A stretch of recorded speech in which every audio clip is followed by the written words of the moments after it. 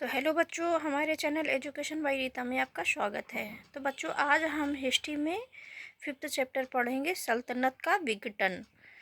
जानेंगे सल्तनत काल का विघटन कैसे हुआ। तो आइए चैप्टर को पढ़ते हैं। फिरोज तुगलक के उत्तराधिकारी अत्यधिक अयोग्य और शक्तिहीन थे। उन्होंने अपना अधिकांश समय मनोविनोद तथा पारस्परिक संघर्ष में ही लगाया। परिणामस्वरूप भारतीय प्रांतीय गवर्नरों ने अपने को स्वतंत्र घोषित कर दिया। सल्तनत का बचा कुचा वैभव दिल्ली में 1398 ईस्वी में हुए तैमूर के आक्रमण से समाप्त हो गया। तैमूर का आक्रमण सन 1398 ईस्वी में उत्तर भारत पर फिर मध्य एशिया की सेनाओं का आक्रमण हुआ। तुर्क सरदार तैमूर ने, जिसे तैमूरलंग भी कहा जाता है, अपनी विशाल सेना लेकर भारत पर आक्रमण कर दिया। आक्रमण का उद्देश्य केवल उत्तर भारत पर आक्रमण करना और लूट का माल लेकर मध्य एशिया लौट जाना था। उसका उद्देश्य क्या था कि आक्रमण करके यहाँ से जो सामान था वो लूट करके ले जाने का उसका उद्देश्य था। तैमूर के सैनिकों ने दिल्ली में प्रवेश किया। उन्होंने नगर को लूटा और नगर निवासियों की हत्या भी की।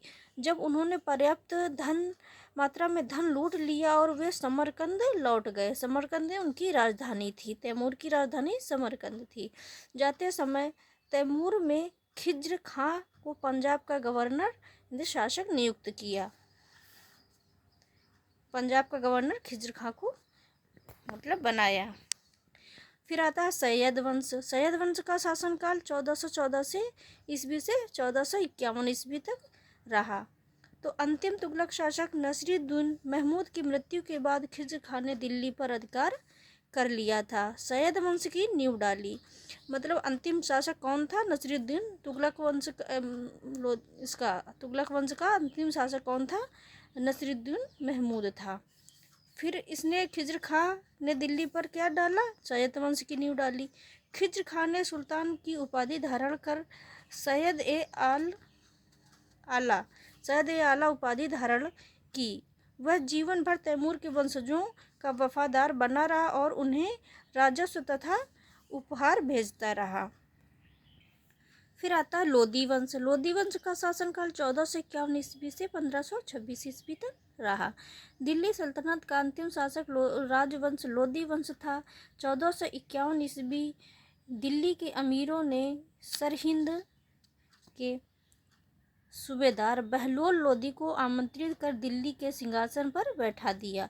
दिल्ली शासक तुर्क न होकर अफगान थे। फिर आता है बहलोल लोदी। बहलोल लोदी का शासनकाल 1451 ईस्वी से 1489 ईस्वी तक रहा। बहलोल लोदी ने सल्तनत को संगठित करने का प्रयत्न किया। उसने जौनपुर आक्रमण कर सरकी शासकों को पराजित कर अपने अधीन कर लिया। फिर आता है सिकंदर लोदी का शासनकाल सन 1489 ईस्वी से 1517 ईस्वी तक। बहलोल लोदी के बाद उसका पुत्र निजाम खां सुल्तान सिकंदर शाह नाम से सिंहासन पर बैठा। 1504 ईस्वी में अपनी राजधानी दिल्ली से हटाकर नए नगर की स्थापना की। बहलोल लोदी के बाद उसका पुत्र कौन आया? निजाम खां सुल्तान सिकंदर शाह नाम से सिंहासन पर बैठ गया। फिर जो बाद में आगरा नाम से प्रसिद्ध हुआ। तो सिकंदर ने किसकी 1504 ईस्वी में किसकी स्थापना की थी? आगरा नामक नाम नगर की स्थापना की थी। सिकंदर लोदी की साहित्य के प्रति विशेष रुचि थी। उसके शासनकाल में कई ग्रंथों का फारसी में अनुवाद हुआ, जिनमें एक आयुर्वेदिक ग्रंथ का नाम फरहंगे सिकंदरी रखा। वह स्वयं भी गुलरुखी उपनाम से कविता लिखता था। उसने राज्य की आर्थिक दशा सुधारने के लिए वस्तुओं का मूल्य नियंत्रित किया एवं राजस्व बढ़ाने के लिए भूमि नाप के आधार पर भू राजस्व निर्धारित किया। उसने नाप के लिए पैमाना गज ए सिकंदरी चलाया, जो 30 इंच का होता था। फिर आता इब्राहिम लोदी का शासनकाल। तो 1517 ईस्वी से 1526 ईस्वी तक इब्राहिम लोदी का शासनकाल रहा।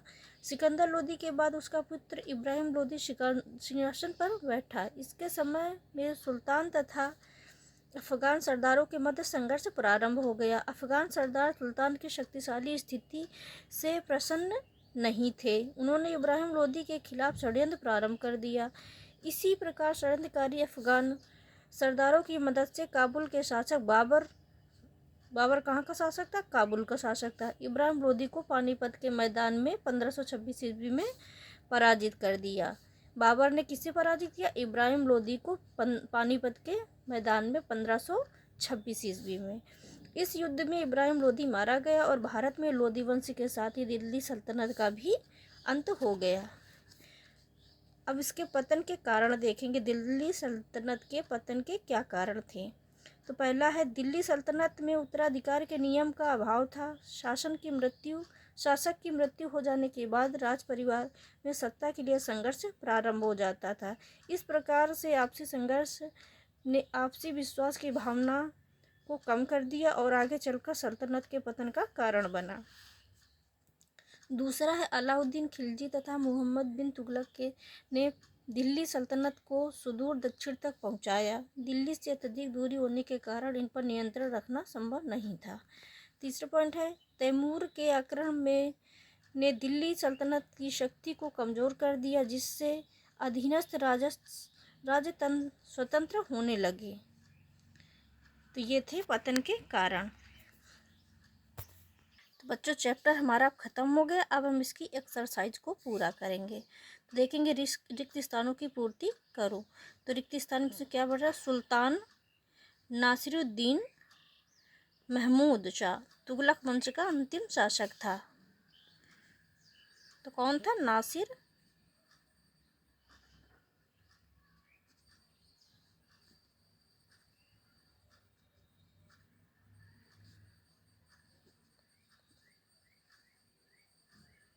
नासिरुद्दीन शाह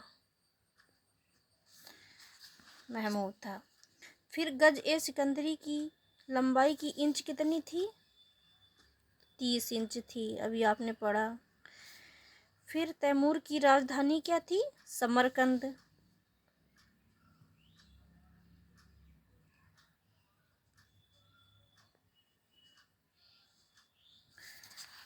सैयद वंश की स्थापना किसने की थी? खिज्र खां ने की थी।